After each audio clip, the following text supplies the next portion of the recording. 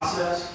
We did not get a perfect budget, as you all will see in this. The goal that was set when we first started this was to cut $1 billion out of the budget and raise our reserve to $1 billion. When you see this, you will see that we did cut $1 million. Last year's budget was $22.7 million, we're at $21.7 million, so we did cut $1 million out. The reserve last year was roughly $500,000. We are now over.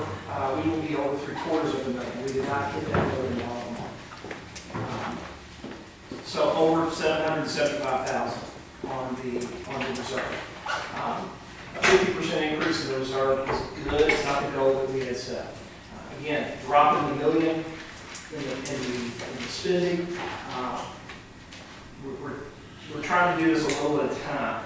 A couple of things that I did want to mention with that. Having said that, cutting $1 million out of the budget, raising the reserve to $750,000. We did this, the numbers that you have, we did this with a 25-cent raise across the board for the workers in this county. That was something that I think we really need to do. I think it shows that we are supporting the folks that put in the work. And the department heads, and let me say that Waste Management, EMS, Parks and Rec, Planning and Zoning did a phenomenal job in their cuts. There were some departments that did go up, none that had a department head. The only departments that went up were the ones with elected officials, except for two areas. Two elected officials did not go up. The judge executive actually went down some in her budget, and the magistrates were flat.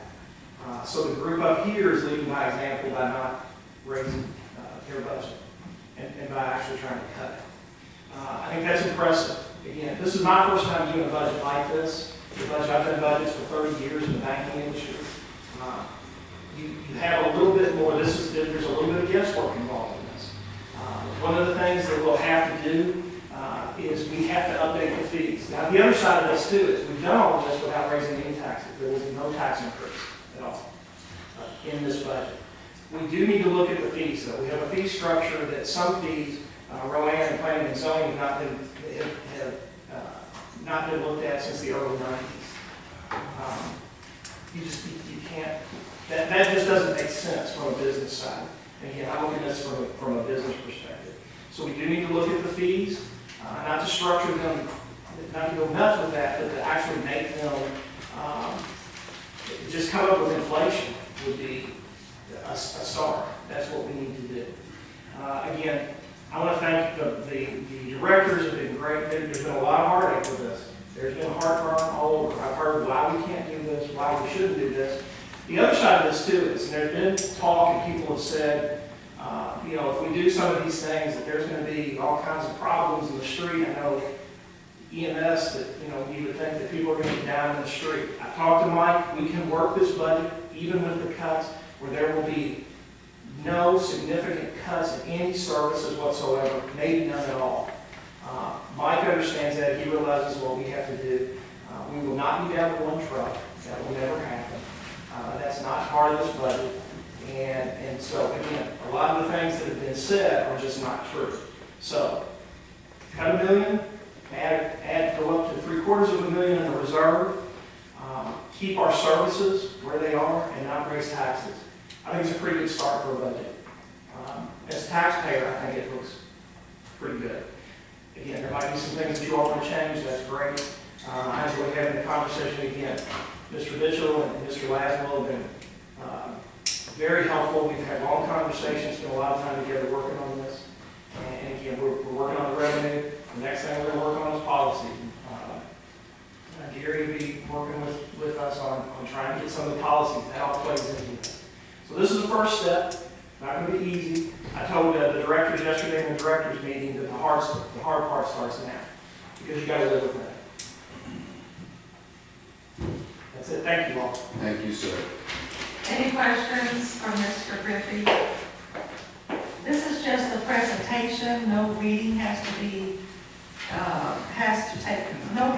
take place today. This is just the presentation of the budget. And thank you, Mr. Griffey. Thank you. Thank you, Mr. Griffey, for all of your hard work in preparing this budget. And Deputy Judge, thank you for all of your hard work, as well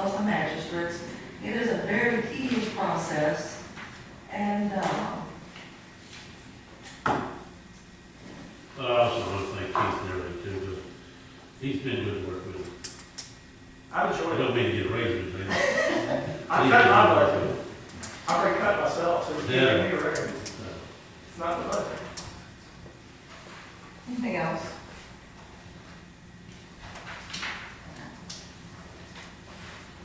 All right, I'm hearing that number 3 on the agenda no longer has to be addressed. Am I correct in that? She's not hiring nobody? The jail's not? I was just told that number 3 doesn't have to be addressed.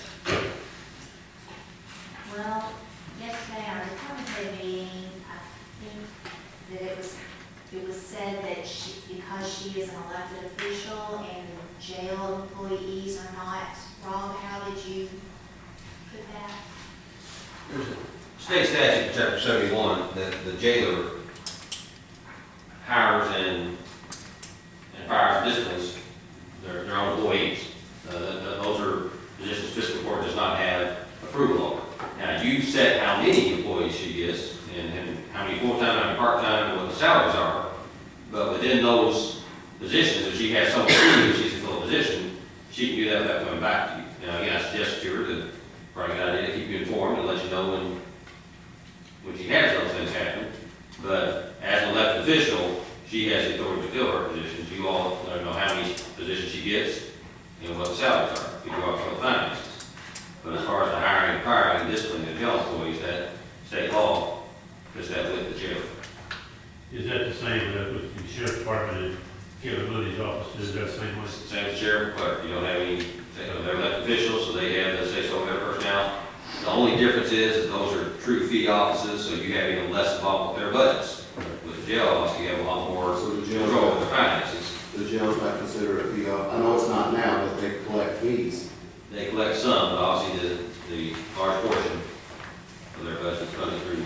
So the budget's funded through us, but we can't control. They don't fall under all the same laws the sheriff's department do, there's differences. Their full budget is part of yours, and they have to present that, so you have more control of their finances than you acquire for a sheriff's office. But again, as far as personnel, the jailer has control over her personnel. Who designates how many people they can hire? Hold it, we gotta stay with that, we gotta talk up here. So, Rob, so what you're saying is we can't control who she hires and who she fires. You can't But control we the can name set person. up how many people she Now, has. they currently it's been set at, I think, 45 full-time for some period of time. I'm not positive about that. I think It's that's, 45 or 48, yeah. but, yeah, I mean, so obviously, if she wants to increase the number of staff, you have to come back and talk to you. Or if you all feel like there needs to be a decrease, you all can look at that and make that decision. And Mr. Ray, I was in that meeting yesterday, too. One of the things that we suggested, we talked about, the study on how many employees she needs was done early on in Danny Factor's administration. My suggestion is we do another, and I've been in contact with the Department of Corrections to see what we need to do, the steps we need to do to study to see how many employees they actually need. I think, yes, sir. And Mr. Mitchell, just to clarify, the employees at the clerk's office and the sheriff's office are not county employees. No, well, they're county employees, but they're not under our jurisdiction. They're not in our payroll, No. they're not, and they're really not considered county employees. They Are they on our benefits? Yes, they are. Yeah, but they are not in our payroll.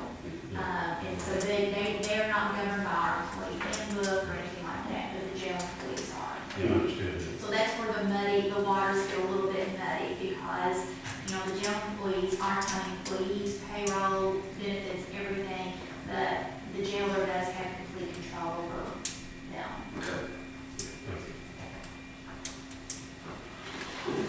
Learn something new every day, don't we?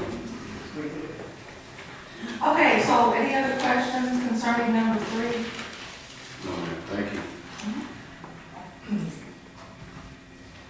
And number 4, action requested to amend resolution 15-10, line item transfers to become effective July the 1st, 2015. You want to speak on that, Dennis? Yes, I was called and everything regards this, everything, they said it was just gonna create a monster as of right now and everything, and they asked for an extension and everything to move to the new fiscal year. And, I think, they called out the other magistrates and mail and everything.